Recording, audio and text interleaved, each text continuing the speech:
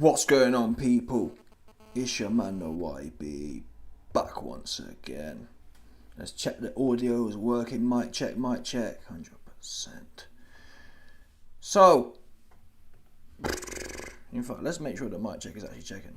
Where is it at? Where the goofy look at sound and arts thing at? What's going on, people? Yeah, we on right now, 100%. So, I gotta start off by saying, you man know me, or if you don't know me, you're about to know me.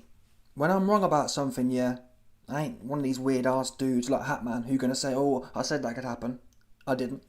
Yeah? I've been not hating, but I've been, logically speaking, roasting Francis Ngannou. Hands in the air. I'm confessing. It's Sunday. 100%. Sunday confession. I'm confessing. I was wrong. Yeah? And I've never been so happy to take an L before. Genuinely. Because what happened last night has inspired me differently. I'm actually back on a bandwagon now. I'm gonna call it what it is. I am on the Francis Ngannou bandwagon. Similar to AJ in 2017, 2018. For the X amount of time, or for the next X amount of years, I am on the Francis Ngannou bandwagon after that performance. He is the real deal. He has a chin. He has power. He has combinations. He has cardio. AJ been doing his 20 years, not a sniff of cardio. Has one good round and he blowing. Get him out of here. Finished looking ass dude. Ngannou is the man. Ngannou is Anunnaki, people. He has alien genetics. Simple as that. Dude, he's like 35-year-old, which means that he shouldn't be able to really learn new things. He coming in there and dominating and dragging the best boxer of the last 50 years. Some people have said Tyson Fury. Some people have said, even myself, some people have said Tyson Fury would beat anyone in any era. Why? Because of his size and plus his skills. Up at points, I think it was after the Wilder 3 fight, I was saying the same thing. I think Lennox Lewis would have struggled with Fury because he's got the power and whatever else and the size and whatever. Listen, what we know for a fact is Francis Ngannou just smoked on the best heavyweight in history. Smoked on him. This robbery was shocking. If I wasn't so happy that Ngannou won, I'd be mad right now. Do you see what I mean? I'd be mad at the robbery. Fury didn't. I didn't see anything Fury did. I didn't see Fury do none, and whatever he did do, didn't do anything. Do you see what I mean? Fury wasn't in there letting his hands go like he was with Chisora. And when he did let his hands go, it didn't do nothing. Ngannou's got the best chin in the heavyweight division, simple as that. Forget about Joe Joyce, forget about AJ, forget about Fury. Ngannou got the best chin. It didn't even faze him. Now, whilst I am red hot on Ngannou's bandwagon, yeah, I do have to say that he let himself down. Why? Fury last night was there to be knocked out or to be beat up. That's the bottom line. And my only criticism is that Ngannou, you can't even blame him, because why can't we blame Ngannou? Well, it's his first boxing fight, people. He's going into his first boxing fight with the best fighter and the most dangerous fighter in the heavyweight division. Facts. Until last night, Tyson Fury was the most dangerous heavyweight in the world. You're going in there in a sport you've never done before, 10 rounds with the best fighter of all time, on paper kind of thing. You're going to be a bit kind of not nervy. Ngannou wasn't nervy. In fact, Ngannou was calm. I've never seen a dude so calm. So against all the pressure he had on him, for him to maintain that composure was A1. However, the flip side of that is, and why he didn't knock Fury out, was because he was too patient. He was too calm. There's a saying, be first. Francis Ngannou, for me, needs to, when he comes back here, he needs to add a be first element. It's good to be second. I mean, Ngannou's counter-punching game is genuinely some of the best heavyweight counter-punching I've ever seen. Why? Because the shots Ngannou was landing on Fury... the shots Ngannou were landing, he wasn't just landing on some ponderous 250-pound heavyweight. He was landing on Tyson Fury. Ngannou was making Tyson Fury look silly, which is what Tyson Fury usually does. Tyson Fury usually steps back and catches Dillian White with one shot and knocks him out. Last night, it was Ngannou countering and knocking Fury down. Do you understand? So, Ngannou's counter-punch game is some of the best I've ever seen. That said, though, he was good enough last night to completely bury Fury. Yeah? And how he would have done that was by being first. For me, at least for the first half of the fight, or at least during periods of the fight, Ngannou should have been on the front foot. Really, even after the knockdown, which was disappointing, even after the knockdown, Ngannou was still posturing and being second. And that's what, I think he won the fight. I think he won 7 rounds. But that's what cost him. Yeah? A judge can rob you when, well, they can rob you anyway, but a judge can particularly rob you when you're not pressing the action. Fury, for the first half of the fight, was pressing the action. That got him rounds in the bank. Not to mention, I believe the powers at play are rigging things in the Fury family's favour. Yeah, look at Tommy Fury. Tommy Fury, supposed to be a boxer and whatever else, he's been going in there getting split decisions over YouTubers. I believe the powers that be, they're trying to uphold the whole kind of, boxing's a real sport kind of thing. My point, or how do I explain that? Well, essentially, the boxing establishment doesn't want to admit, okay, a UFC fighter or a YouTuber beat a boxer. So what they do is they give it to the boxer every time, no matter what happens. No matter how much Tommy Fury loses, he gets a decision. No matter how much Tyson Fury loses and gets put down, he gets the decision. It was shocking. This fight was Ngannou all day. All day. I don't know how you give it. I don't know how you give it to Fury. I need to sit down with someone who gave it to Fury and explain how. Now again, I have to admit, Francis let himself down. And I'm being critical with the caveat that no one more than me appreciates. Given how much I was roasting Ngannou, given how useless I said he was, no one is eating crow more than me tonight. And no one more than me tonight appreciates how good this was for a first fight. Your first boxing match ever, and you dominated the best heavyweight of the last 50 years. Wow. This guy is the only way. This, for me, last night's performance was similar to Crawford versus Spence. The only explanation is, what do they call it? The only explanation for how Ngannou was so good is some sort of divine intervention. Some Anunnaki people. You know, the aliens came down and they boosted his stats up. And I said that. I think I even said before the fight. I said, the only way Ngannou going to have a look in this fight is if the Anunnaki come down and re-engineer him. And he looked, I ain't gonna lie, he looked re-engineered. Get into the technicals now. Ngannou's defence. I've been texting Joe Joyce for months saying, Joe, your defence is leaky. Let me get some pictures up here. Ngannou's defence, in terms of hand positioning, was some of the best I've seen. Full stop. AJ does not have defence like Francis Ngannou. Joe Joyce certainly don't have defence like Francis Ngannou. Dillian White don't have defence like Francis Ngannou. And what made Ngannou special for me in particular was, Ngannou wasn't like Chisora, hands up pinned. Ngannou was able to keep it loosey-goosey and then at the right times, tighten up, keep it narrow and short. That's dynamic. That's like Bivol. Bivol, in fact, the best way to describe Francis Ngannou's performance last night was Bivol-esque in terms of his hand positioning. Bivol can have his hands low here, kind of thing, and then when it kicks off, he's in tight and narrow. That's what Ngannou was doing. AJ's like this all the time. There's no coordination there. Ngannou has the coordination. And, the guy was turning southpaw, people. He was turning southpaw. And he wasn't turning southpaw. And he was turning southpaw and fighting southpaw. And looked good. Oh, my mind's blown. Again, I am on the Francis Ngannou bandwagon, people. For his first fight, this guy, Ngannou would tear up Usyk 100%. And in a way, before this fight, I said that I don't believe the Usyk fight's on with Fury. After this fight, if you thought the Usyk fight was happening, it ain't happening now, people. This fight's proven to Tyson Fury, you're finished. Now, I still would back Fury to beat Usyk, but if Ngannou can be in there and be outboxing him, I can see how Usyk can be in there and be outboxing him. It also has to be said, people, I've been saying for a while and pointing out something that many people don't point out, the fact that the heavyweight division should be split up into more divisions. Tyson Fury at 275, that makes him 2 or 3 or 4 weight divisions bigger than Usyk. Fact. If you look at the stats, that's what it is. Fury's essentially fighting people like Dillian White, Usyk, whoever else you want, people who are 2 weight divisions smaller. So he looks good pulling back. Yeah, when Tyson Fury's in there with 220-pound Deontay Wilder, he looks good pulling back and doing this and marching forward. It's a bit like if a 154-pounder fought a 125-pounder. Yeah, you're going to look good. People give Fury that credit. Oops, what happens when Fury's in there with someone who's... I think Fury's 6'7". I think Fury's 6'7" and Ngannou's 6'5". Well, there's only 2 inches in it.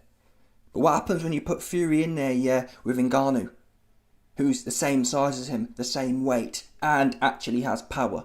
Oops. All of a sudden, yeah, all that... because even in the Cunningham fight, which I've given Fury credit for, Cunningham put down Fury, and then Fury starts moshing forward. Fury, a 270-pound man, moshes forward against 215-pound Steve Cunningham. Okay, it looked good. Oops. Fury was not moshing forward against 275-pound bull Ngannou. Plus, it's not like Ngannou's a young bull. Ngannou's like 37. Fury had every advantage here. Every advantage. The height, the size, the experience, the age, and still Ngannou rocked his world. I am on my knees for Francis Ngannou, people. Pause. Do you understand? I'm on my knees for him. Yeah, this is what it is. I could come on here and lie to you and tell you this and tell you that. I'm on my knees. This guy, he with it. He's genuinely... The amount of videos I'm going to make over the next few weeks, yeah, I am genuinely on the bandwagon for Ngannou. He's inspiring me. Simple as that. He's completely inspired me. Got me gassed. Yeah? He got me gassed. This is what the sport's supposed to be about. Someone in there actually doing some. Now, again, I have to contrast that with the fact that I do think Ngannou could have done more. Ngannou is great. His performance was 9 out of 10. The only way he let himself down was the fact that he should have really knocked the guy out, or he should have beat him up. The truth be known, it was there. I've watched the fight back again, and I just didn't see that Ngannou wasn't prepared to be first ever. You know what I mean? Take a leap of faith. Commit. Let's get stuck in kind of thing. I never saw him really kind of, you know what I mean, to go for it, which was a shame. Ngannou, I'm not saying he goes in there and moshy bashes, but look at Canelo. The reason Canelo picks up rounds early, even though he's not doing a lot, this fight really, not a lot happened. Don't get me wrong, Ngannou won 7 rounds. Anything that happened, it was Ngannou. But this fight, be realistic here, it wasn't a Fury versus Wilder 3, where there's big exchanges.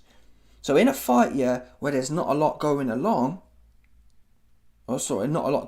it's important, tactically speaking, to be the one pressing. Okay, if there's not a lot of activity, the judges need to see me the one who's making a fight of it.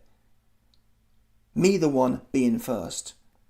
I think that's what, there really wasn't an example.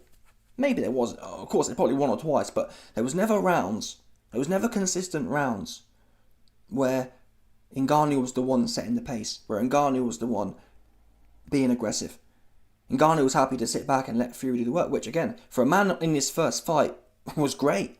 But being critical, that's what I'd say. Ngannou needed, and the scary thing is, who even knows what would have happened then? Now, of course, it's a two-sided coin. Ngannou being more assertive, no doubt, would open him up to be hit more. Fine. But at some point, you have to say to yourself, I'm the heavy-handed guy here. I've put him down. He hasn't even rocked me. Fury didn't even rock Ngannou. So at some point, a man or a trainer has to say, listen, Francis, you're winning this fight. You've got a knockdown, but it's time to go to work. At least try it. Ngannou should have at least tried for 1 round being assertive. Okay, for this round, it's round 7. And even to be honest, round 10, thinking about it, round 10, yeah, was disappointing for me from Ngannou's point of view. Ngannou almost fully switched off. And round 9, those are what we call the championship rounds. And it was a letdown because Ngannou, those are the rounds you have to snatch. And it's well known within UFC, don't leave it in the hands of the judges. Ngannou missed that one, unfortunately. He missed it. That's just what it is. He missed that one. He needed... And I have to blame his corner as well. Don't get me wrong. I give Mike Tyson and Dewey Cooper, his trainers, massive credit. I didn't see this coming. However, I didn't see the passion in round 9 and 10. We've seen it before. Namely, in fact, Sugar Hill. Sugar Hill with Fury. Being passionate in the corner. Ngannou should have been told... And bear in mind, I get it. If Ngannou was blowing after 9 rounds, yeah, I'd say, okay, I understand why his team don't want to kind of scare him and make him more antsy. But Ngannou was relatively calm. I'm not saying he's full of beans, but he was relatively calm. He needed at that point to say, listen, Francis, I've got you 6-2 up. But we're in boxing now. Yeah? If it was me scoring the fight, which it's not, you're winning. Hence, if you've got anything left, now's time to take risk. Championship rounds. Let's close out this fight you know what I mean?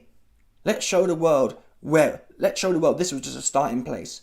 Instead, and again, Fury was even worse. Fury wasn't doing nothing. Fury was losing the fight and still doing nothing. But I don't want to talk about Fury because he's a clown in my book. Ngannou's the one I'm focusing on because I actually want him to get better. My critiques are I want him to get better. I think he can wash the whole world. But them round 9 and 10 were disappointing. Those are the rounds he should have. You know what? I'm not even saying empty the tank. Empty the tank isn't fair. But to be assertive, let's put these two in the bank at least. You know what I mean? Why not? But even in round 9 and 10, Ngannou didn't have that or any level really of assertiveness. Both of them were just posturing. Which, if you're the champion, if you're the big name in boxing, which Fury is, he could. I think he lost the fight, but you know what I mean. Technically speaking, Fury could afford not to do a lot because he knows the judges are going to sort him out. It's like Canelo. Canelo knows if I can win the first 4 rounds, I don't have to do much else because, you know what I mean, I'm Canelo. But Ngannou needed to be told, if I was training Ngannou before the fight, during the fight, or even during the whole camp, I'd tell Ngannou, you need to get your spirit around the idea that it's not going to be enough to just cruise on points. You're not champion yet. Cruising on points is how this performance looked for me. Francis Ngannou was cruising to a points victory. You can't afford to do that as a challenger. Especially not with the success he was having. This wasn't a 50-50 fight, people. This was Ngannou putting on a show. I can't even tell you what. I don't know what Fury was doing. I don't know what he was doing. Now, moving on to Fury. Do I think Fury was the best in the best shape of his life? Truthfully, I don't care. Some people say, he didn't train for this fight. And analytically speaking, I don't think Fury trained for this fight either. But again, I don't care. That's on him. Fury, he fights once a year and he tries to fight the easiest fight possible.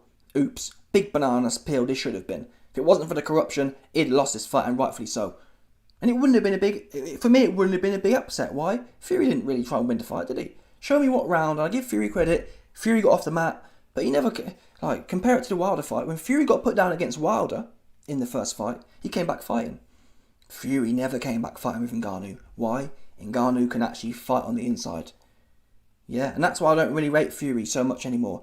I've given Fury a lot of credit for beating Wilder up. We know Wilder can't fight on the inside. We know Wilder's 220 pounds. What happened, when a dude who can fight on the inside and is 275 pounds wanna have it? Oh, all of a sudden Fury political.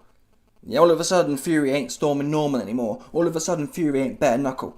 I don't rate that. What this is shown is Fury is a WEIGHT. Yeah? He can mosh people up who are small. Look at Chisora. Fury had no problem punching in Chisora's head all night. He was having a great laugh in there, wasn't he? Where was that same energy with Ngannou? Oh, all of a sudden he political. All of a sudden he can't throw his hands. All of a sudden he ain't so tricky with it. And not only that, even defensively speaking, a lot of things Fury do, and that's why I never rated it. People say, YB, look at Fury in the Matrix. There's a video of him in against Tom some bum. Yeah, Fury's in there with some bum, and he's doing all this rubbish on the ropes, and everyone's like, whoa, he's in the Matrix. Where were the Matrix? Oops. You see what I mean? Anyone can be in the Matrix against Tom someone. I want to see you in the Matrix against Francis Ngannou. Oh, all of a sudden, all that Matrix stuff ain't work.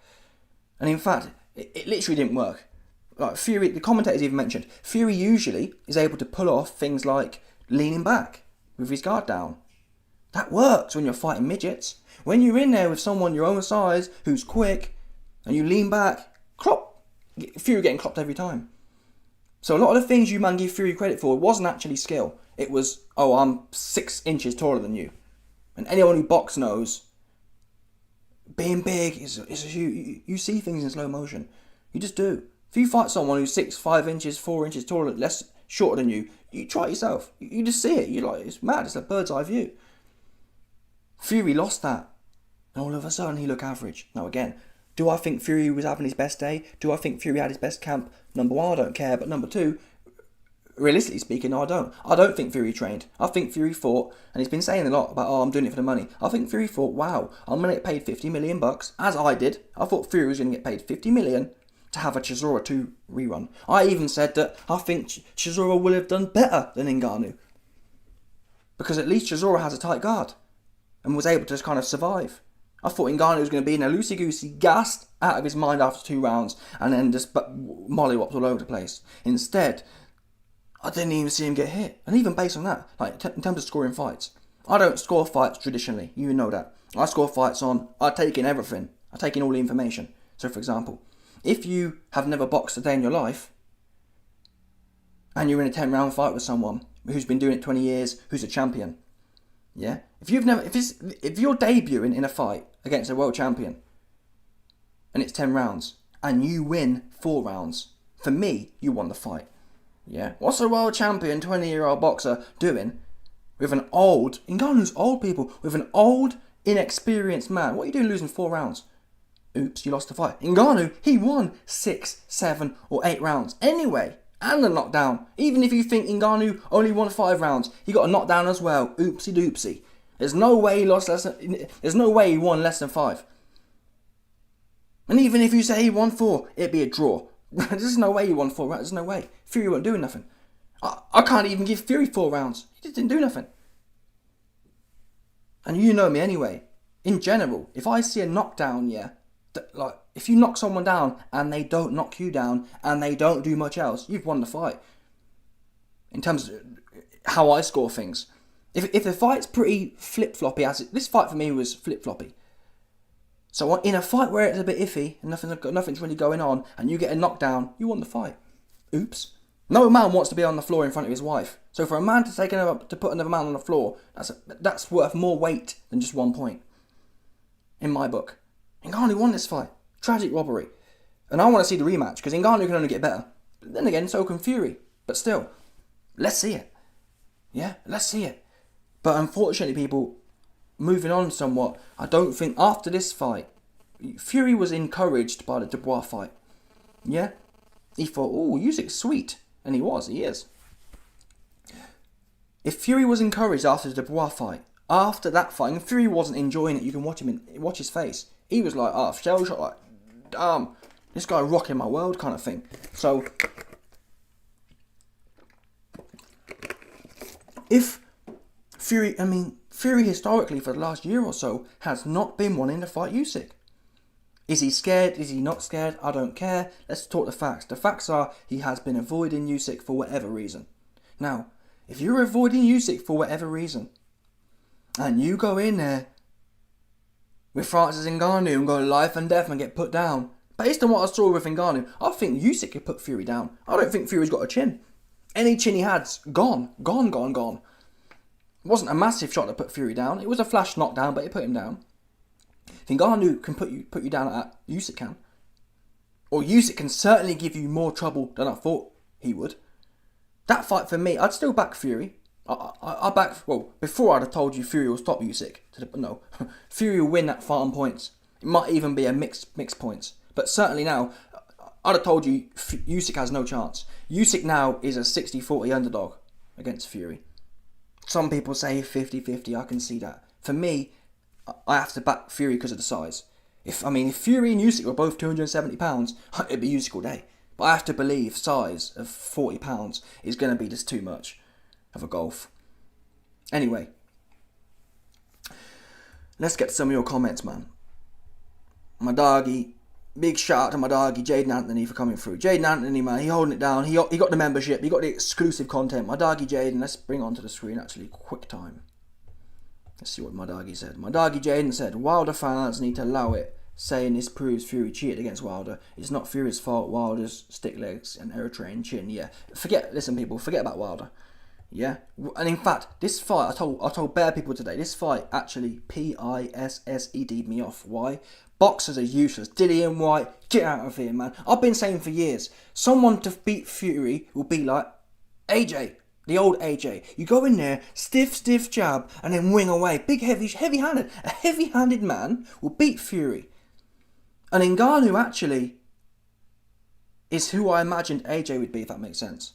Solid chin, can fight on the inside, heavy hands, not stupid, and has good defense. Ngannou's the real deal, people. Some of his defense was just sublime, and he got head movement. And I think that UFC base has made him full-rounded. He knows how to slip and move his hips and move his head, and it's amazing. And I think the fact he's gone from mixed martial arts to boxing, and he has IQ, means it's an easy day's work for him. He's only got to think about two hands and a bit of feet in and out. In MMA, you're dancing around, you're shooting in, you're doing... And Ngannou, he's been able to refine it more than someone like McGregor could. McGregor's supposed to have all the IQ. And that's what hands in the air here, yeah? I didn't think Ngannou was a smart fighter. Ngannou is extremely intelligent. Extremely intelligent. I've got him up there now with John Jones in terms of intelligence. I'd still back John to win the fight, but you know what? I've been roasting Ngannou for not taking that fight. I'm not so interested now. Why? Part of the reason I was angry at Ngannou was because I believed he was one of the best in the UFC, and I believed he would be rubbish at boxing. But the fact now Ngannou's shown that tells me Ngannou is John Jones level kind of thing. Not exactly, but you know what I mean. He's in that John Jones, Tyson Fury realm in both sports. So if Ngannou wants to do boxing at 37 years old, which is his passion, he has earned that right for me now. If he goes back, would I like him to go back to the UFC? Yeah, but there's no real rush. In fact, if I was Ngannou, I'd come out right about now and say, hey, yo, listen, John. Yeah? I'm busy smoking on one goat in another sport in my debut. I'll circle back and get your skinny looking ass, 200 pound light in the back. I'll circle back for that one. You sweet. Yeah? Have you not seen me punching up lineal goat boxers in my first fight? John Jones, do you think I'm really ducking your skinny looking ass when I just circle back, when I just pulled up in my first fight and punched up the number one boxer of all time? Come on, John, get serious. This ain't even my sport, and I'm punching the top ones up. What do you think I'm going to do with you when I come home? Yeah? You best believe it. When I come home, I'm Big Daddy. And you best have dinner on table for Big Daddy when I pull back up to the UFC. Someone need to put me in their marketing team, man. Imagine the hype that would get if Ngannou came out and said them bars. Yeah? John Jones, I'm UFC Big Daddy. You in the kitchen cooking my dinner. That's what you best have it ready for whenever I choose to circle back. If I choose to circle back. In fact, you know what, John? 100%. You're my wife. And I might not even come home, yeah, to eat some of that, but you're going to be ready for it anyway. You're going to have dinner on table. I might not even be coming home for dinner tonight at the UFC or in the future. But you best have it. You best have dinner on table every night, regardless of whether I'm coming. You see that one? Those are the bars he should be saying right now, just pressing John. And I like John. I think John wins the fight, but Ngannou for me now, he's at that level now. He's shown that he really with it. Yeah, and these real boxers, Dillian White, juicy as well. Get him out of here. I ain't trying to hear no more from Dillian. In fact, tell I, the only place I'm looking to hear from Dillian is for example, I wouldn't mind seeing Ngannou warm up on one of them, man. Like Ngannou's gone from nothing to the best one out there. I think Ngannou now, assuming the Fury Usyk fight happens, I think Ngannou should. I mean, the level Ngannou has shown tells me he can fight 3-4 times in the next year, which would be my advice. Assuming they're easy fights, meaning that not easy. I'm saying Ngannou's next fight, for example, should be someone like Derek Chisora. That's as low as I'd go. Go in there with Derek. I want to see Ngannou with some flair now, because quite rightfully, to go in there with Tyson Fury in your debut, there's no way you can really show much flair. Who can really do that? It's impossible. You've got so much going on, so much uncertainty. So I want to see Ngannou actually work his craft and build that flair. Someone like Chisora would be the baseline. Chisora, Joe Joyce, Dillian White, AJ. All them fights. I'd probably go... Chisora for me is a lower level than an AJ or a Joe Joyce, so I'd probably go with Chisora first. Really drop the level so you can have a good go in there. We know what Chisora's one-dimensional, he's old, get his old ass, one-dimensional ass in there, and let's have a go on him. Let's experiment. Chisora's got slow feet, but he's tough, but we'll give him a good, I'd like to see Ngannou go in there and work his craft. And then after that, the AJs, the Joe Joyces. And then, by that time, you'll be ready for by that time, Fury and Usyk would have sorted themselves out, and you'll be ready. I mean, and Ngannou, yeah, who's done what I've explained, will smoke Usyk, will smoke Fury, because by then he'll be fully dialed in. Right now, it's impossible. As good as Ngannou looked at, there's no way he's fully dialed in. That said, really, I only had one criticism, even technically speaking. The only criticism I had was he was not assertive enough throughout the fight. Lacking assertion, lacking aggression, and that's the crazy thing. Ngannou is renowned for aggression, so it's scary to think. The one thing that Ngannou was missing, we know he's got, kind of thing. It wasn't like, oh, he's missing a chin. That ain't come. You know what I mean? You can't train for a chin, but or it's not even like he's missing something that we don't know he has. We know Ngannou can be aggressive, so it's a case of, and I get it. I bet people who were training him said, or have told him to drop his aggression. We're going into a new sport. It's 10 rounds. We don't know how we feel. Yeah, my advice would have been, don't be aggressive in this one. Kind of let the fight come to you and negotiate it. But now you've got 10 rounds in the bank against the best ever. You know what's possible and what's not possible. And I don't care what no one says. From what I saw, I'd say Ngannou had another 2 gears in there. Genuinely. The pace we saw him fight at, he could have added not just 1 gear, but another gear. Yeah? He could have upped it to the kind of Canelo mode, where you're pressing forward and putting the shots together. Or the ultimate mode would have been just... well, we know Ngannou has 2 more modes. Ngannou has a press forward mode, and then he has a... I'm on the ASS. I'm fixing to put Do in his birthday suit. Give him that birthday Trey Songz one. 100%. Yeah? But again, I'm gassed, man. I'm so happy for Ngannou. I'm so happy. Hands in the air, people. I ain't no liar. I'm not a hating ass dude like some people are. I'm not a backtracker. Oh, I said this. I didn't say nothing. And really, this fight has humbled me to tell me, even more so as if I didn't know, I don't know a lick about boxing. True. Fact. Don't. If I did, yeah. But to be fair, I don't think anyone could have expected what we saw. And the odds said that. And in fact, the odds, anyone who thinks Fury won that fight, yeah, the odds tell you Fury ain't win that fight. That's what the odds say.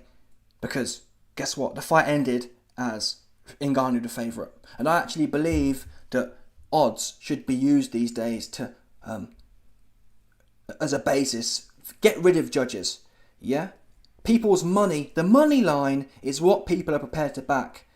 If you believe a fighter's winning, you'll put money on it. Now, at the end of 12 rounds, if the marketplace is saying one guy won, no one wants to lose money, right? No one's going to put money on a dude who's losing. So the money line is pure. Yeah? Whoever's up on the money line won the fight. That's just the bottom line. And Ngannou was winning on the money line. And that for me is the ultimate fail-safe. If I watch a fight and I'm not sure who won, I check the money line. Okay, this guy won. Judges, I mean, just think about it now. The money line is essentially a judge of millions of people. Every single person who put a bet in, they're voting on who they think won the fight, right? So you're telling me 3 old, dusty, corrupt individuals know who won a fight more than millions of people? Who are not only, I mean, like for example, how many judges are backing who won with money? None. They're just licking a finger and putting it in the air and guessing. Every single man who puts money up, backing who they won, they believe it to their core. They're prepared to, think about it, even if you only put a tenner on it, even if you only put 20 quid on it, all the people, yeah, who put 20 quid on Ngannou has won the fight, yeah, that's an hour of work, people. People are out there putting an hour of their work to say he won the fight. I'm taking that guy. Yeah, I agree then. If you're prepared to work an hour to tell me Ngannou won, he won the fight. Anyway. But yeah, my dog Jaden, he talked about Wilder and his chin and his legs. Yeah, forget it. Fury didn't cheat against Wilder, people.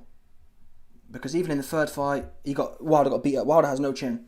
Wilder has no legs. Wilder is not in the league of Ngannou. Don't get me wrong. I think the Wilder and Ngannou fight's interesting. Why? We get to find out how powerful Wilder is. I hate to say it, but I've been saying, I don't know what powerful Wilder is. Especially now. Ngannou didn't hit Fury with much, and Fury was on the floor. So the fact Wilder's got all this power, yeah, but like I've been saying, Wilder's got all this power. The first man he fought who hasn't got a chin, he can't stop, is Fury. I need to see Wilder knock out Ruiz Sparco, who we know has a good chin. I need to see Wilder knock out Ngannou, who we know have a good chin. So Wilder for me is completely open. Wilder's got one good win against Ortiz, who genuinely is 50, 60, 70 years old. We don't know. And and it's well known, melanated, I'm melanated, yeah? My dad's Jamaican, mum's white. Melanated people age less, or at least perception, the perceived aging is less. Despite that, Luis Ortiz looks old. Do you see what I mean? So if you think Luis Ortiz looks 40, that's with a melanated skin. He actually 50, 55. And I don't believe he looks 40. I believe he looks 45, 50. Which makes him 60. Do you see what I mean? He does not look 40 years old. He doesn't. You can tell he's got that dusty look to him. That dusty, tired look. As we all do. As we all age, we look dusty. He dusty though. He looked like the kind of Donny they need to post up on the Palmer's cocoa butter advertisement. Just dusty and tired looking. No one's there. When melanated people don't grease their skin yet, it looked tired. It looked worn. And Ortiz looking worn, man. That's what it is. So Wilder's got one win against old Ortiz. Come on, people. Yeah. And even then he was going life and death. You see what I mean? So, it's one of them. Yeah, forget about Wilder. Oh, don't get me wrong though. Again, I'm so enthralled now with what Ngannou just did. Why? Ngannou's brought a whole new dimension. Ngannou versus Wilder. That is interesting for me now. Was Wilder versus AJ interesting? Only in as much as, let's see if Wilder can knock the guy out. It wasn't interesting in terms of 50-50. Francis Ngannou versus Wilder, yeah, is like AJ versus Wilder of 2017. That's how I feel for that fight now. That's how intriguing it is. And I hate to say it, but I mean, we haven't seen enough of Ngannou. That's why I want to see him fight someone like Chisora. Let's compare how Ngannou does with Chisora than Fury did. I want to see Ngannou have a few baseline fights, right? So we really know. But taking it at skin deep, I think Ngannou's better than AJ. I do. Based on what I saw last night, AJ would not be able to beat Tyson Fury like that. Not of today. Maybe, and even to be honest, even the AJ of old was somewhat clumsy. He didn't have his arms and his coordination dialed in. He'd get caught with silly shots. He wasn't tight. Ngannou's got that. Fury's one of the most accurate punchers. I didn't see him land a punch all night. I just didn't. And any shot he did land, it bounced off. Ngannou's got... His chin is not just solid, but most fighters, when you're hit by a 270-pound man, it puts you off balance. Ngannou was getting hit here, and he was on balance and coming back with combinations. It's crazy. I assume, and this is something I've been saying, a principle. UFC fighters, yeah, when you're used to kicking or absorbing kicks, if you can catch a kick with your arm, yeah, like that, a bare shin bone, if you can catch a shot with 4-ounce gloves on, 4-ounce gloves make your hands like sniper rifles compared to 10-ounce gloves. So when you're in there as a UFC fighter, yeah, and you're catching shin bone, raw shin bone, when you're in there and you're catching 4-ounce gloves, and people forget that 4-ounce gloves, yeah, they don't only increase your power, they also reduce your ability to defend. In boxing gloves, you can kind of put your earmuffs on and you're safe, somewhat. Like Canelo, for example. In 4-ounce gloves, it's like wafer thin, meaning that if you're used to taking bare shin bone and bare 4-ounce gloves onto tiny little gloves yourself, when you get in there with Tyson Fury who's got 10-ounce gloves on, no problem, people. I can want 10-ounce gloves, 10-ounce, essentially pillows. Boxing gloves are pillows compared to UFC. So if you're in there catching and defending if you're in there catching and defending shin bone and 4-ounce gloves, when someone puts some big pillows on their face and hit you, no problem. It's not an issue. That's why, or part of the reason why, Ngannou wasn't phased. Again, you trust me, when you've seen someone's shin kick right upside your head, guard up or not, the last of your worries is a 10-ounce glove. I believe that was a factor. It's not shocking for him, is it? Francis Ngannou's ability to be shocked by legs, by kicks, and by little gloves, it's a joke for him when he rocks in there with Tyson Fury.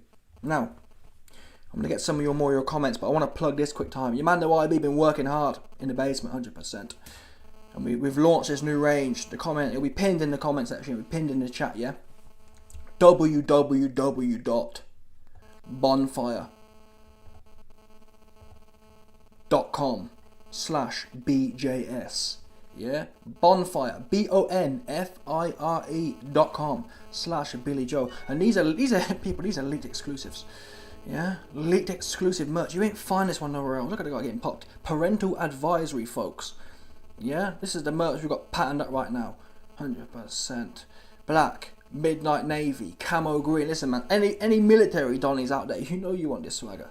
Yeah, Christmas coming up. Any females out there, you know, 100%. You know your man going and feel like a donny with this one on. You know, 100%. Any females out there, yeah, you know your man is going to perform a different type of way with his shirt on. You know that one. And listen, I'm not a pharmacologicalist. I'm not into pharmology, yeah? Pharmaology, big pharma, whatever you want to call it, yeah? What I know for a fact is, a lot of erectile dysfunction is psychological, yeah? And when you put your man in one of these hoodies in the winter, 100% Lecky bills. We know they're people. We know Lecky and Gas has gone mad. So your mans must be wearing a jumper. Even when he get into cakes. We know your mans. We know the heating ain't going on anymore. Too expensive. So what's your man? Wait a minute. We've got two conundrums here. Your mans has erectile dysfunction, and the heating ain't on. How can we fix this, YB? Bomb. You're patting him up with the pullover, the premium pullover, limited edition, Billy Joe Saunders clobber. Yeah? And when you call me, I mean, I got anecdotes. I know this for a fact. In fact, I've caned in this merch. Let me show you, man, the merch quick time. I've caned. In fact, let me show you now. Let me show you the merch do I be rocking, right? Look at the advertisement. Oh, stop it, people. Wait a minute. Let's get the back in there. Look at that merch. Look at this premium merch, people. Look. Look at that V. Come on, people. Look at the back. I'm flying. Look at them wings. Yeah? When you rock up with this clobber on, this is different clobber, people. You understand? Yeah? Different clobber. When you put this clobber on, look, I mean, come on. Look at the fit, people. Look at the fit. Look at the fit. Look at the wings. Let me show you, man, the V there. Anyway. Yeah, look at the fit. Come on, people. You gotta get, a lot of you, man, yeah, you ain't trying to get, I'm trying to get serious right now. Do you understand? When you put this clobber on, hit different, 100%. It's a bit like when you got a bad female. When you pull up on a bad female and you fix it and you start hitting it. No, sorry, tell a lie. When you pull up on a bad female, yeah, it gets you a certain type of way. However, when you start hitting said bad female, it hit different. Do you understand? Anyway, these land whales, no good. Yeah, no one getting gassed off a Lamo. And I'm telling you now, this merch right here, this merch that YB fixing to put onto you, man. Where is it? Let's get this 100%. I can't even find where it went now. It's a bit of a mad one still. I don't know where it went, but anyway, man. When you pull up in this merch, yeah, bonfire.com/Billy Joe. So when you pull up in this one, you best believe it. Your man gonna be giving them cakes a different type of one, a different type of servicing. Some would say a YB type of servicing. Do you understand? Anyway, you heard the plug there, no doubt about it.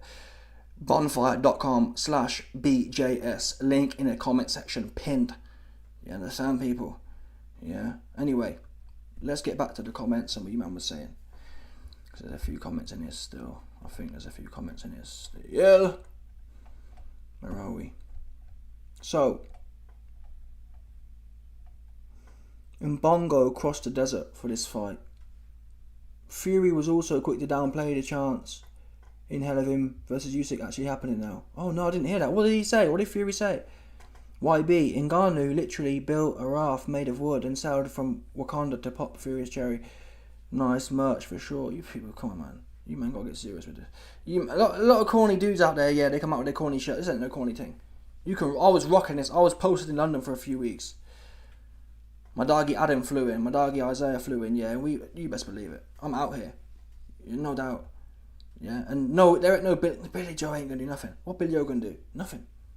Anyway, let's get Billy to wear one.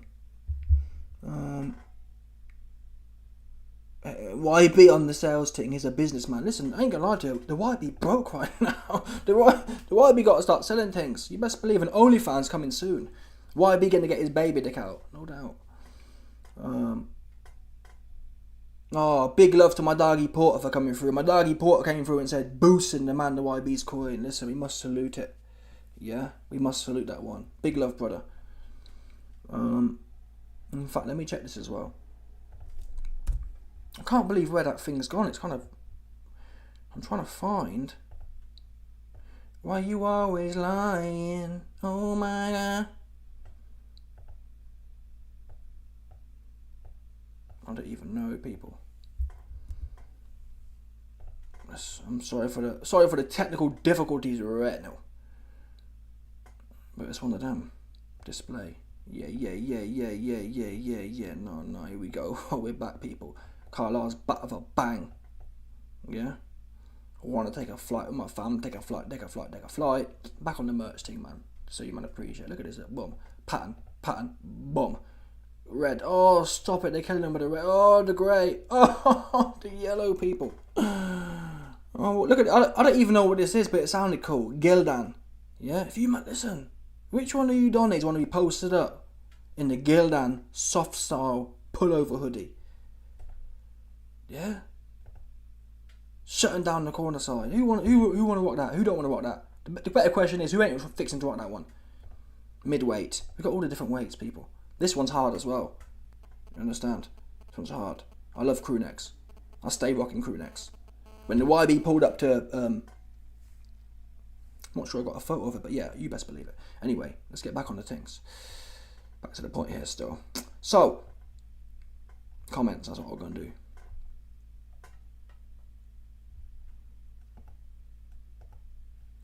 Is it still working? Can you man still hear me? Can you man still hear me? I think someone might be bugging. Put someone in the chat if you can hear man still. YB, an ideal world would be we should be watching Ngannou versus Dubois for the undisputed. Yeah, no, I don't agree with that, bro. Like, all due respect, man. Ngannou, he was smoke on Dubois. Dubois no good. Yeah. I think Dubois. Scrap it. I'm happy U6 champion. Dubois didn't show me champion spirit, people. Yeah, again, I don't judge things on a points basis or anything else. I judge things on what makes sense. And unfortunately, Dubois, he didn't show me his champion. He showed me a goofball to quit. Oh, we can hear you. Yeah, respect for that, people, yeah? Respect for that still. AJ ducked wild at this time. I mean, and that's why I'm so glad. I'm so glad, people. I'm so glad. I don't have to talk about it. Like, part of the reason I went missing, was the fact that I lost love for the game. Do you understand? I'm like, what am I here for? I'm here to talk about AJ, who's been finished. I'm here to talk about Fury, who's not fighting, and when he does fight, it's all weird and, he's not fighting the best. Dillian White, he juiced. So what am I doing here, really? Apart from just collecting coin, which is what it is. For me, it'd become a coin collection to pay bills. That is what it is, but I like to be inspired. I like to be passionate about my work. And in Ngannou, he has restored the passion. Same as Terence Crawford. My USA channel got blocked, but up until it got blocked, if it hadn't have been blocked, I'd have been caning the USA channel every day. Because I mean, when it comes back, hopefully I got demonetized 3 months ago. The 3 months is about to be up here, so when it's up, I'm going to be caning talking about Terence Crawford. Terence Crawford inspires me. Francis Ngannou inspires me. That's the bottom line. I can get behind them. Same as 2017. AJ inspired me. I can get behind that. I can make 4 videos a day talking about someone inspiring. I can't talk about Fury, who dipping in, dipping out, fighting once a year, trying to fight the easiest fight possible. No, I can't. No. And the only way to make videos about Tyson Fury every day is to be negative, and it negs me out. I ain't trying to be too neggy. Big shout out to my doggy who come through and boo up the super chat. He said, Oh, my doggy boxing beats and rhymes still. In fact, beats. I'll tell you what, man. I'm not sure if I can do it now. Yeah, you can see here. I was planning on doing a StreamYard, innit? But I haven't set it up. I haven't done it. But yeah, if I'd have set up this thing, man, I'd tell you to hop on. In fact, beats. If you've got Instagram, yeah, add me at underscore. No, I don't know what it is. I don't know what my. Wait a minute. Let me check my Instagram thing. Where is it? Yeah, my Instagram is at the underscore don underscore YB. And I'll call you on there and bring you in for 10 minutes or whatever if you're about. So yeah, just DM me quick time. Because my sis is supposed to jump on as well. My sis said I'm in bed, but I'll listen. So she ain't coming on. October Red. In fact, let me go and plug her things quickly. October Red, man. Like, I rate this chick highly, man. She put me on to the I'll show you my Instagram quickly as well, because it explains a lot. Well, not a lot, but it explains something still. Yeah, my sis October Red here came through and put me on. This is the first boxing event I've been to. The YB here, big sis here, and she put me onto it, man. And it was an experience, and no one else has reached out like that. Do you know what I mean? So she got me the credentials, and we pulled up there, and it was a wicked experience. And what this woman does is, I mean, I'm lazy and I'm MF, man. I'm super lazy, but what she does, if there's anyone to support, yeah, it's this chick here, because she be doing, you wouldn't believe it, and she does it for nothing as well. Like, she ain't getting paid by Everlast, like IFL TV, like even IFL TV.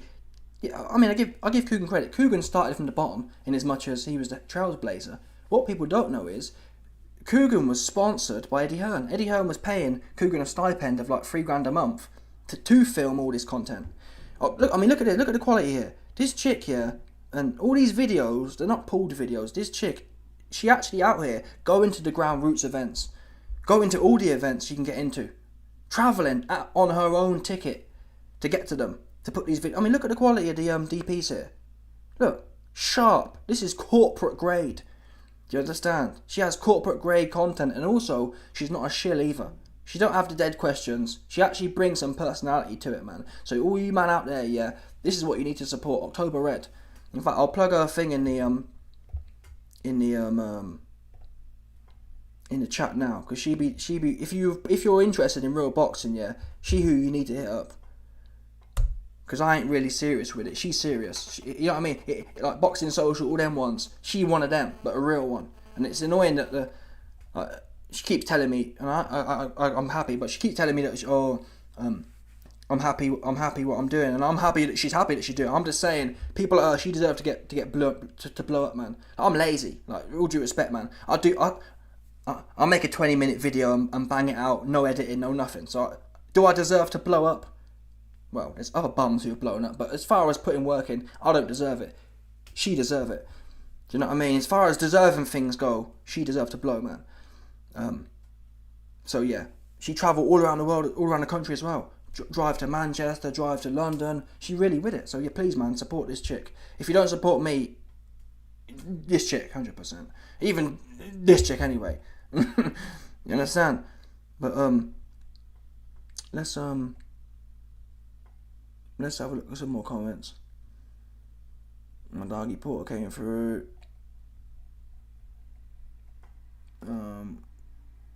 So is Showbiz. Showbiz the adult. Yeah, I mean, Showbiz, he alright, but again, he blown up. Showbiz the adult, he blew up here, but I don't rate his contents any better than mine. I just don't. I mean, he goofy with it, but I mean, there's no way Showbiz should be getting 80k views and I'm getting 2 or 3. Like, it's whack. You know what I mean? It's all about. He probably sucks some. For what, you know what I mean? One of them ones. If we're gonna get logical about it, get your sister on. Yeah, she's not my real sis, but she's in bed now. She just DM'd me saying she's in bed, so she ain't gonna pull up. Had a long week, man. Again, she worked like I've never seen someone work like it. It's mad. Fabio dealt with Adesanya. Fabio didn't fight Adesanya. In fact, let's talk about Fabio Wardley. Fabio Wardley, fair play to him. I actually lost some coin on this fight. don't get me wrong, I was backing Wardley from the jump, yeah, but I thought Adelele would be cute enough to negotiate the situation to win, kind of thing. To negotiate the situation to 12 rounds. I bet on Wardley versus Adelele, Wardley to win on points at 6-1. Bumped, which was annoying. And it was looking good until it wasn't. It's really, really annoying, that one. Yours truly said Tyson only fights for the back. Oh yeah, in fact, no. Sorry. I want to finish up on Wardley. Wardley's a serious guy, man. I'm not sure if he's big enough, though. How much did he weigh in? Let's check his weight quick time. I'm not sure if he's... When you think about the Zangs and the Ngannous and the Tyson Furies, yeah? What's his name again? Fabio Wardley. Box wreck. When you think about them, man... Yeah. When you think about them big bulbous dons, man... Fabio, to me, looks a bit... I mean, he's got it all, but he looks a bit light in the back. Yeah, he's 240. Now, the Fraser Clark fights... The Fraser Clark fights being talked about, and rightfully so. I'm telling you now, I'm hoping the odds are going to be good. But I don't think they will be. But if at one point, Wardley versus Clark, yeah, was 50-50. I'm going all day on Wardley, if that's the case. But then again, look at... I didn't know. He's a big bulbous looking ass dude. In fact, this makes it quite controversial, people. Fabio Wardley is 240 pounds. Fraser Clark is 270. So that 30 pounds, which is about 2 weight divisions, that carries some weight, right? That will mean Fraser Clark, who's an outboxer, will have more resistance. Still, I'll still back, and hopefully that changes the odds. Hopefully the fact Fraser Clark's a big heifer, and I have to give Fraser Clark credit. Why? Well, despite being a big heifer, yeah, he booty can pop, right? You know what I mean? Some heifers they can't. Some heifers ain't got the kind of wiggliness in their back. But Fraser Clark, for a 270 pound heifer, he's flexible with it. His booty like pop pop pop. Let me show you, man, because a lot of you Donnies think I'm joking. But this neck, he booty can pop for sure. Fraser, and it's interesting. I've been thinking more recently because I'm thinking about making a new channel in it. I've got to start branching out from boxing because, unfortunately for myself, there's a saying: you're young too soon and old too late. And I've realised as I get older that it's not about what you know; it's about who you know. You need the networks in place, and unfortunately, within boxing, content like I'm about to do, it ain't no good. You don't build no relationships telling the truth or roasting Donnies, do you? Like for me personally, I can take a joke. If someone brings value to a situation, I value him for that value. I judge things on a case-by-case basis. So, for example, Fraser Clark, he can be a little bit zesty with the twerking, but that still doesn't mean I'm going to knock his boxing or whatever. But a lot of people, they'll say, oh, well, YB, he said this about me, so I'm not going to work with him. Which is fair, that's a prerogative, I guess. But I'm just saying, the situation I'm in. The situation I'm in, it's over for me in boxing. You know what I mean? Because I stay on dudes' necks. That's what I do be doing. I ain't politicking.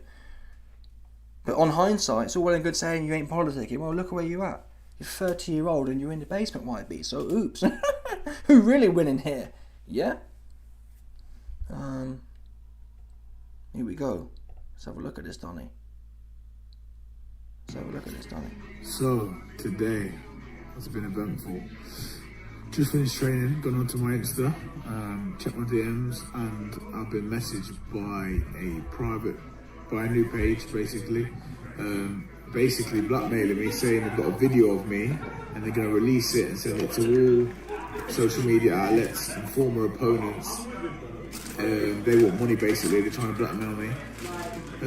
So I'm going to save them a job and I'll post it myself. It is me twerking like a yell. I think it was in 2009, possibly. I was messing about, being an idiot, throwing it back better than a little girl. Let me just put that out there. You're not going to lie. And this guy's trying to get money out of me, so I'm going to tag him in the video.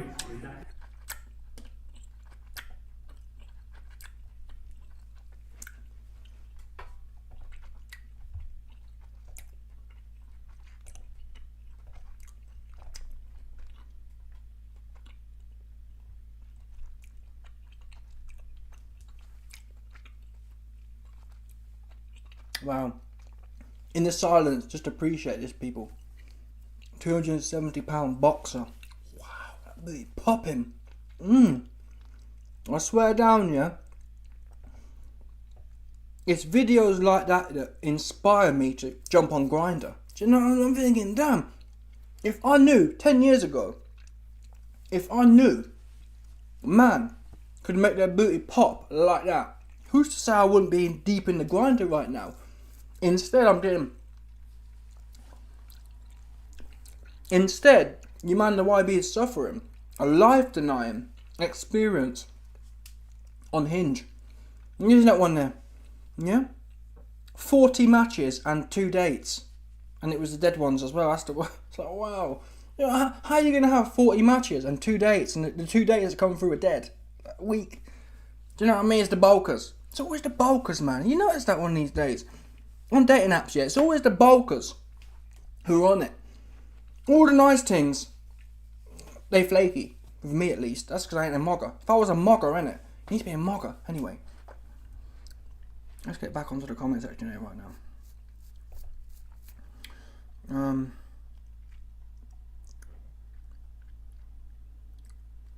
Yeah, that's the point. My doggy Beats came through and boosted coin as well, but go and check out his channel too, because Beats is an old school Donny, 100%. He one of the ones who kind of he one of the Donnies who kind of set the trail like Hatman and whatnot. So go and check his things out, 100%, because he been doing this. Yeah, us man are gonna say, look, I'm lazy and messy, yeah. So we've been saying for a while we're gonna set something up, but for real, we need to set one of these things up. No doubt about it, 100%. I didn't even show you the page right there. Allow it, people. Boxing beats and rhymes, 100%. Old school head, old head. Yeah, boss man. So,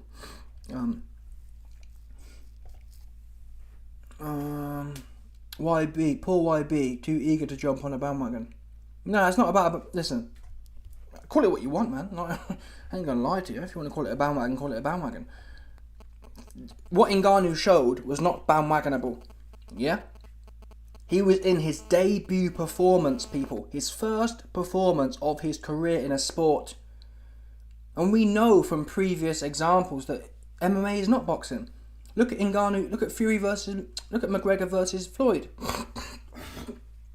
Yeah? Look at Fury versus McGregor versus Floyd. That and McGregor, I would have said, one day ago I'd have told you McGregor is more refined in his boxing / striking than Ngannou. And yet, look what happened there. And Floyd went in there and mollywopped the life out of McGregor. Prime McGregor too. Floyd was 40-year-old, 50-year-old. And McGregor was like 28, red hot prime. Ngannou goes in there, he's the old man, he's the inexperienced man, he's fighting the best heavyweight of all time. And he mollywopped the guy around the place. So no, this is not a bandwagon, people. Yeah? There have been bandwagons in the past. I'd say, for example, to be quite frank, to AJ could be perceived as a bandwagon. Why? He was getting a lot of credit for not really doing a lot. AJ didn't beat a prime Vlad, which is what Ngannou just did. In fact, Ngannou beat the man who beat Vlad. Do you see what I mean? And put him down. So Ngannou's doing things. He's earned his flowers. He's earned the bandwagon. A bandwagon is when people jump on something and it doesn't make sense and it's not deserved. Absolutely, Francis Ngannou is deserving support right now. Particularly from people like myself who was hating. All due respect, again, there was no information. I go based on data. If there was data there that Ngannou half decent, I'd have told you that. I didn't see it, but again, I've been wrong before. I'll be wrong again, and most of the time I'm wrong. So it's one of them ones.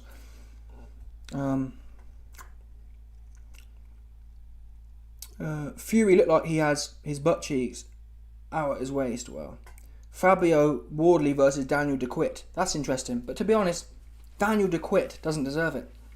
For me, Joe Joyce and Daniel DeQuitt need to fight. That's the fight I want to see. That needs to be a rematch. Because Dubois needs to go and prove himself. Yeah, Dubois quit too much. So for a man who keeps quitting, he needs to go in there and get at least one W back. Hey yo, I quit against Usyk, I quit against Joyce. Let me go and get the W with Joyce. And kind of, you know, them ones.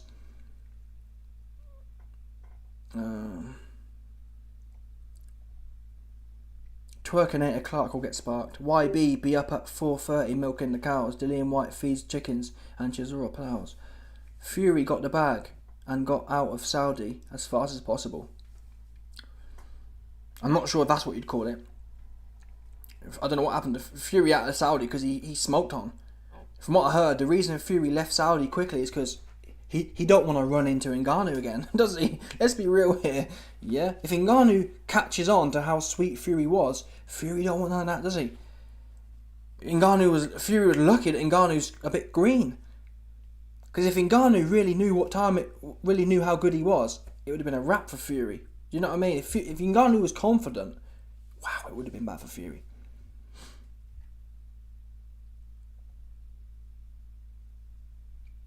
I had it Fury versus Ngannou, 12-1 to go distance.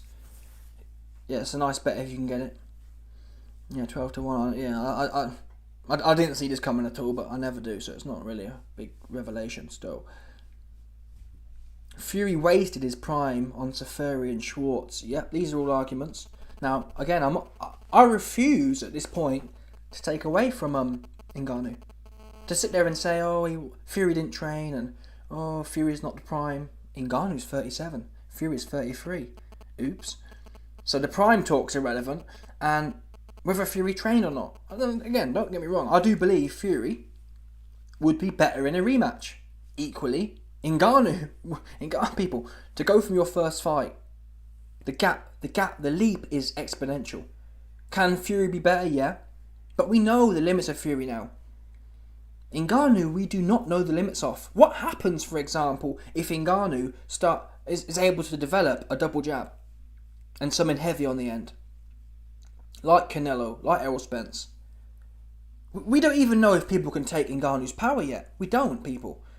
What we saw last night was someone who's super conservative.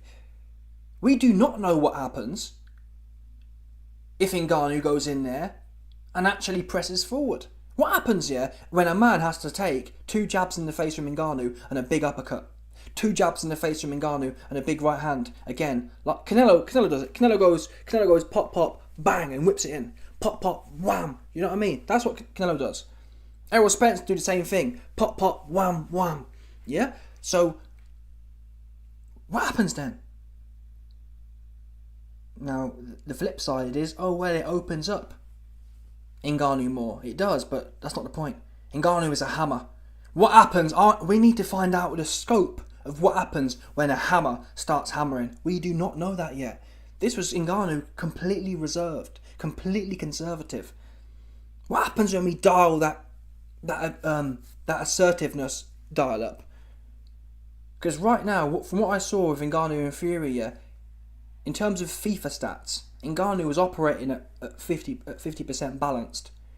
He was not too defensive. I've seen fighters too defensive. For example, AJ versus Ruiz 2. Way too defensive. Just dancing around. Ngannou was not too defensive.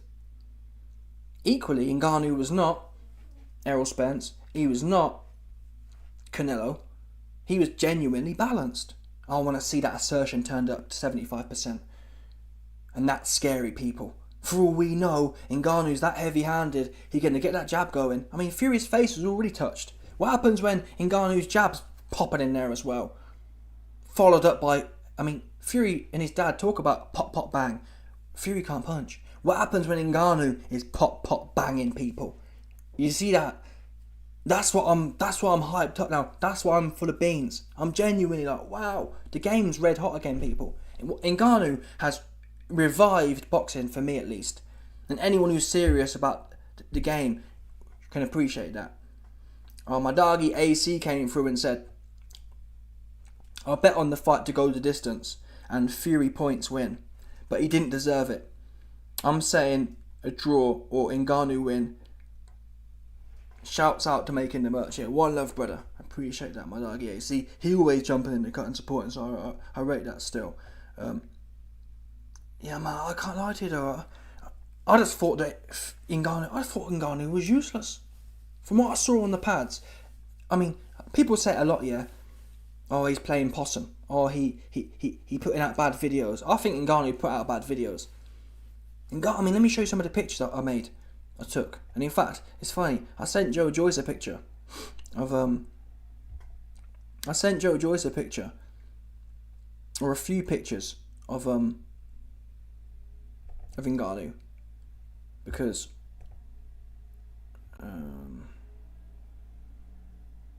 I sent him a few pictures of Ngannou to show him, because him and his, Joe Joyce for me is in denial. I've told him that. I said to him, Joe, you're in denial, buddy. Yeah, your trainer don't care about you, and your trainer don't know what he's doing. Oops. So I've basically told Joe, it's on you, man. I can come in and help you for free for one session. If you don't like it, you don't like it. But I can for sure help you. You can't get any worse. And with due respect, you're one-dimensional. You haven't changed. You had a 6-month count for Ismail Salas, and you got worse. And you're paying the guy 500 grand or however much you're paying him. Anyway. So I sent Joe these pictures. Look at Ngannou here. Look at that guard there. That guard is how it's supposed to be. Pinned to the side of your head. You see that, people? Pinned. That's how it was all night. Yeah? And he wasn't... The thing I loved about Ngannou was he wasn't stiff with it. Ngannou has the experience somehow. And I have to kind of critique myself here, because I was slagging off Ngannou. People were saying, oh, YB, boxing was his passion. I thought that was just mouthpiece. I thought, oh, he's just saying that to get the bag. But from what I saw last night, Ngannou, he really is passionate about the sport of boxing. Because he's doing things... I'm passionate about the sport, and he's doing things that make you passionate, I believe. If you've been in boxing, if you're passionate about boxing, you need to know where your hands need to be to defend. Yeah? If you don't get that, you can't be that passionate, or you're stupid. Ngannou's shown he's passionate and he got the IQ. Look at this guard here, look, tight.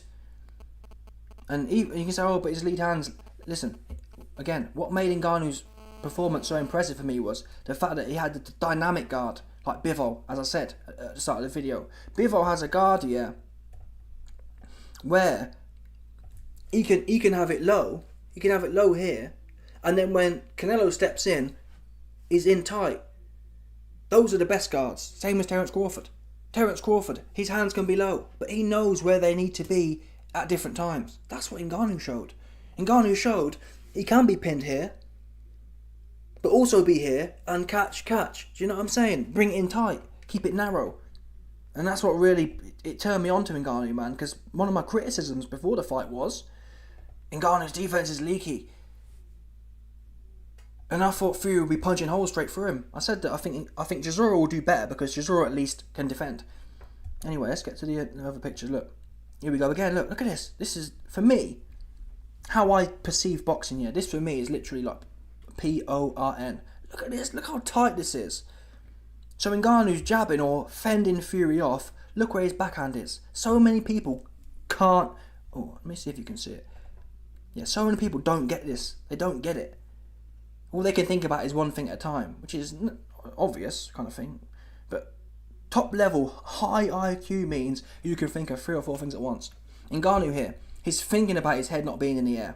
He's thinking about fending off Fury with a lead hand. And most importantly, he's thinking about what his backhand's doing. AJ, for example, would step in, hands by his waist, and get his shot off, and then get clipped by Ruiz. Ngannou ain't getting clipped by Ruiz. Because look, his guard tight. His chin's down. Also, look at his body position. I said earlier, I was surprised and shocked at how composed Ngannou was, but also his balance. Fury, a 270-pound man, hits him, and his core position was still in an offensive line, meaning that when you're boxing here, and this is something I can't do. I haven't learnt the IQ, or I'm too weak, but you want an offensive boxing stance. And this is part of the reason, in my opinion, Floyd was defensively focused. There's a trade-off, right? The best position to punch, you want your weight going forward. You don't want to be leaned over, but it's kind of like that's a prime position to be in. Your weight's going forward, right? Where you don't want to be is no one can punch. You can't punch hard from here, if at all. When you're straight up, less power. And that's why you see people like Canelo or Triple G. It's like your weight's going forward. Yeah. Floyd it'd be too much leaning back, which means you got less power, and you're not. From a leaned back position, it's impossible. It's contradictory to being offensive. If you're back here, you ain't getting nothing off. You're just not. You can do little pity patty things, but you're not serious with it offensively. Offensively, your weight, not too much. You don't want to be looking at the floor, but your weight has to be tilted. You have to be off the straight line and leaning forward. So again, with that in mind, Ngannou, which impressed me during the fight, I'll allow it. Like even here, so Ngannou's under attack here. Look at his body line. His body line is still leaning forward. He was always in a position to punch. Even after being clobbered by a 270-pound man. The natural thing to do when someone hits you, is go back. Fact. Ngannou was poised, calm, and this is his first fight, people. Imagine, again, look at this guard here, look. High and tight, Joe Joyce. Joe Joyce will never look like this. That's why his face got bust up, and that's why he got stopped. Can you man see me? Yeah, that's why he got stopped by Zhang. Yeah? Ngannou here is catching that jab. Why? His guard is narrow and high. This guard is almost like Canelo's. Again here, I think Ngannou gets punched here, but look. High, hands are high, ready to catch. Yeah? Again, chin down, hands pinned. This is, I got a semi-long. You man know I be semi-long right here. Tight. You can see, I put a pic here, look. Chin down, tight. And I do actually give Mike Tyson credit because I believe a lot of this guard conditioning has come from Mike Tyson. But Ngannou's added his own edge. Someone like Ngannou's too tall to be hunched over like Mike Tyson was and bobbing and weaving. But regardless of your size, you still need to know have a tight guard. And Ngannou, man, he look at me, look. Now, this here is Canelo-esque, right? That's a Canelo-esque guard. And there's a reason, people, Fury with all this loosey-goosey stuff here, look at Fury's face. There's a reason Ngannou went 10 rounds with the best heavyweight of all time. Ngannou ain't have a mark on his face. And it wasn't just his guard, but it's a factor. Same as Bivol. There's a reason Bivol, Ngannou, and whoever else ain't have a mark on their face, and Fury all touched up. Because that loosey-goosey stuff, it works when you're 5 inches taller than everyone else. It's much more sceptical, as we saw, when you're in there with someone your own size. What we do know is that works is the basics. Mayweather, to his credit, when Mayweather was storming Norman against McGregor, hands up. Yeah? So the best fighters understand this. Your hands have to be up, realistically speaking. You can do all the other rolling up the shoulder rubbish you want, but if you're trying to get it, hands have to be up. There's a little stunt from the YB. Look at these gains, people. A lot of you, man, I got some content coming soon. You best believe it, online coaching. A lot of you, man, you ain't making these gains. What you're not doing. You're in the gym doing a whole bunch of goofy things. Look at that back. Look at that spread there, people. Come on, get serious here, man. You man, right now need the online coaching services of the YB. Look at that shit. Look at the girth there, girthy. Look at the neck as well. You man ain't working the neck. You're not. We can sit here and lie to ourselves. How many of you man, working the neck? How many man? None. That's how many man. You just ain't working it. You're just not. So it's one of them ones. Anyway, let's get back to some of these comments still. You man been rambling on. People keep telling me, oh, YB, we want you to go live more. Where the content at? You man tell me what to talk about. Ngannou even counter-punched hard. That's what I'm saying. Ngannou's defense was tight, and he was in a position to counter-punch. Hats off to him. You understand? You have to salute him. He's a real one. For real. I told you, Ngannou is the heavyweight prime Canelo. Yeah, I mean, I need to see him fight some other fighters, some lesser fighters, to lock it in, but that's how it's looking right now. So for the next 3-6 months till he fights again, I'm on the bandwagon, man. That's all I can say. And I'm so glad. I was scared, man. Like, what am I going to do in my life? Kind of thing. Like, there's no one else to talk about. There's no one else I'm interested in. Oh yeah, big man saying, you man need to smash the like button as well. I've noticed that. A bag of man, you man are like, I don't know what it is. A bag of man don't want to support the things. Support the things, 100%. You know what I mean? Smash the like button, 100%. I get it. I get people hating. Oh man, YB, he doing well. You man the YB down bad people. Do you understand? 30-year-old in the basement. 30-year-old doing chores. Okay, no. I need support right now. You know what I mean? Tight ass people out there. Shout out to Team Lighty, Fabio Wildly. He holding it down for sure. Fury needs to stick to the basics and watch Larry Holmes again. Yeah, I mean, I have to admit, I do think Fury, to sit there and anyone who tells you that Fury was the most serious he's ever been for a fight, I think they're lying. I don't think he was that serious for this fight, but it's not Ngannou's problem. That's on Fury. And he deserves this. Realistically, Fury deserved to lose. Because why? He'd been politicking too long. Yeah. And Fury talks about godliness. This was a message from God. Don't take the piss. And that's why really he should have lost. He should have. Yeah, he deserved to lose that fight. For sure. So it's frustrating, but again, the powers that be. Talk about your Hinge/Tinder situation, yeah. If you man want the Hinge, unfortunately people, like me, it's one of them ones. Hinge and Tinder conversations are coming on Patreon. That's where they're coming. Link in the description. 100%. There ain't no, you know what I mean. Lick off the bell, 100%. Fury needs to get back with Ben. Oh, stop it, bro.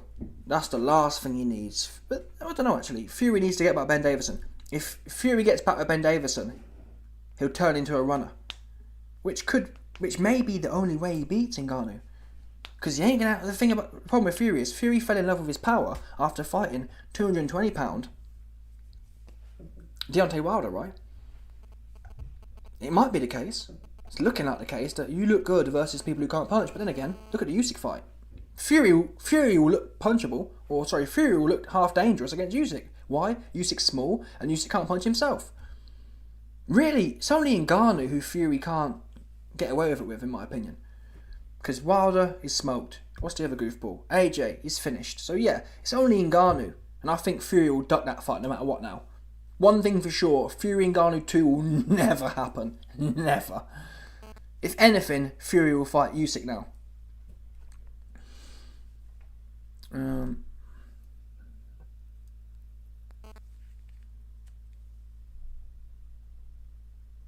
Three choices for Fury: fight Usyk or Ngannou or quit. Yeah, I mean it's not going to be Ngannou, that's for sure. No way. It won't be Ngannou, that's for sure. It'll be Usyk if anyone. Why? Fury can feel confident there that Usyk's small, but some people are saying Ngannou was outboxing Fury. I can see a parallel now. I can see how Usyk can outbox Fury. Why? Because Fury doesn't have devastating power. Fury does not have shocking power.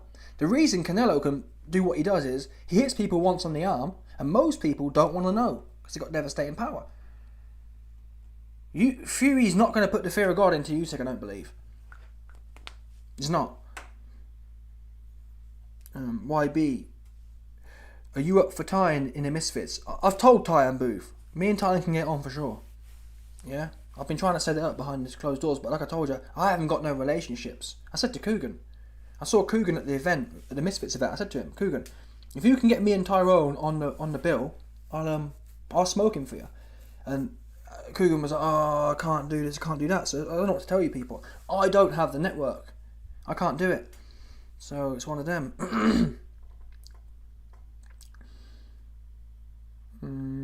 Zhang, yeah, Zhang for me now. Top 3 heavyweights: Zhang, Fury, and Ngannou in no order. If someone says to me, YB, who's the best heavyweight in the world? I say undefined. If I was to bet right now, it'd be Zhang or Ngannou. I do not think Fury is number 1 heavyweight. He can't be. He just lost a fight against a man in the conversation. Ngannou and Zhang, they're 1 and 2. They're the conversation. I've got Zhang and Ngannou in the number 1 spot. I've got Fury number 2, and then Usyk number 3. And then everyone below that is, in terms of levels. For me, there's levels to the game, yeah. Fury and Ngannou are, Ngannou and Zhang, they're in number 1. They're in a league of their own. Fury is number 2. Why is Fury in a lesser league? He can't punch. he can't punch people. And his chin is suspect. Zhang, never been down. Ngannou, never been down. So Ngannou and Zhang can both punch, and they have great chins, and their IQ is actually somewhat similar. Zhang and Ngannou fights in a similar fashion. Devastating counterpunchers. So Ngannou and Zhang are number 1. Fury's number 2. Usyk's number 3. Why is Fury above Usyk? I think this is size, basically. Fury's just, that 30, 40 pounds is just going to be too much. And what I will say is, I've been saying for a while, but Ngannou and Zhang will wash Usyk. Wash him. They'll wash him. I mean, I want to see it. Do I think Usyk will fight them? I do. I think he will. So fair play to Usyk. Usyk's not like Fury. Usyk will roll the dice with them, man. I just think he gets smoked. I just do. I mean, we've seen time and time again against AJ, against Dubois. AJ and Dubois have no heart. They have no heart, they have no IQ, and they gave him tough times. Zhang and Ngannou, they're different. In fact, they're similar in that way. Like, China is a hard place to be. Ngannou in Nigeria is a hard place to be, even more hard. These are, for me, Ngannou and Zhang remind me of old school men. Yeah, I'm not going for sure. 30-year-old. I'm not an old school man. Nonetheless, I believe I know what one is. Yeah? Not messing around. Ngannou he real, and Zhang he real. Old school man. Usyk, at one point I'd have told you he's an old school man, but when he rolling on the floor, crying after a body shot, no. Sorry Usyk, you are not like what I consider an old school man. An old school man, suck it up. No problem, it's a fight, let's crack on. He on the floor, rolling on there. No, weak. Sorry Usyk, you don't get meant to cut. Fury, not an old school man. Why? In the ring he is, outside the ring, he corny with it. Oh, let's not fight. No, I don't like it. And even Fury coming out and saying, oh, it's all about the money for me. An old school man wouldn't be sucking off the money so much. Especially a God-fearing man. Oh, I'm so godly, but all I want is money. Weird.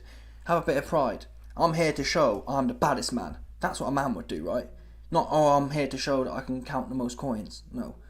Unfortunately, people, that's not how being a man works. Yeah?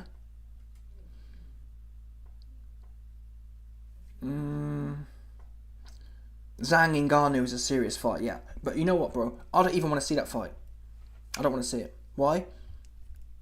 I'll watch it. It'd be great. Like you say, it'd be top fight. But I don't want to see Zhang versus Ngannou because why should all the best? It's always the way.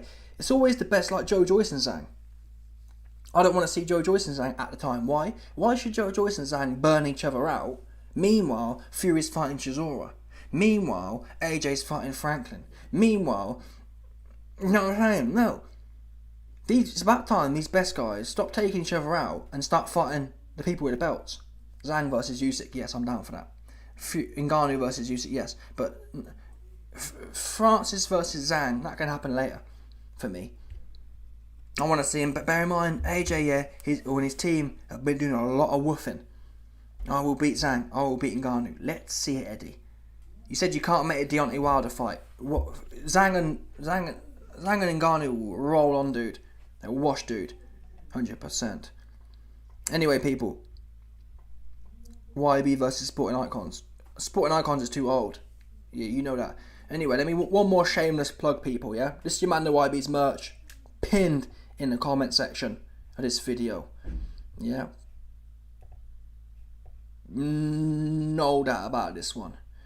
Yeah, Billy Joe Saunders edition, smoked. Oh, look at this merch, people. Bonfire, bonfire.com/BJS. BJS, Billy Joe. The Billy Joe Saunders smoked on range. We got the hoodies. We got the tees. Look at this tee, people. Come on. Look at that military tee. Oh, let me, man. In case anyone missed it, hit the swagger. Boom. Swagger. The YB give you the V, just in case your man didn't know. Give you the V back. Yeah? Look at this swagger, people. You pull up on this one. People know you're serious. They say, damn, this guy about. Look at the parental. Look at it. Look. Parental advisory. Yeah? Explicit. Why is it explicit? Because dude got his head bust. Yeah? We know. In terms of what people can show on TV, what Canelo did to Billy Joe was a watershed moment. Yeah, in the UK we have a watershed. After 9 PM, certain things can happen on TV now. You see that one? What Canelo did to Billy Joe was watersheddery. He popped his ish, twisted his ish all up, give him a whole new wig. That's a fact. After what Canelo did, Billy Joe had to get a whole new wig. So what you need to do is, in fact, I'm going to plug this link right now in the comment section. It's coming in right now, folks. Yeah, it's also pinned at the top of the page. So you man need to know what time it is, 100%. But yeah, I'm out anyway. I've got to say a big love to my doggies who came through and they boosted the coin. So let's run through the man and boost it up as well. So I appreciate that. You know what I mean? Like, it's not every day your man know I be down super duper bad, but he down bad right now. Let's have a look. Let's shout these men out still. Shout out to my doggy AC. Shout out to my doggy Beats. Go and check his channel out. Shout out to my doggy Porter. Shout out to my doggy Adamski. 100%. Yeah, man, one love. And I appreciate everyone for checking in as well. Make sure you, man, merkle off the like button on your way out. One love. But I'll catch you, man. 100%. On the flip. No doubt about it.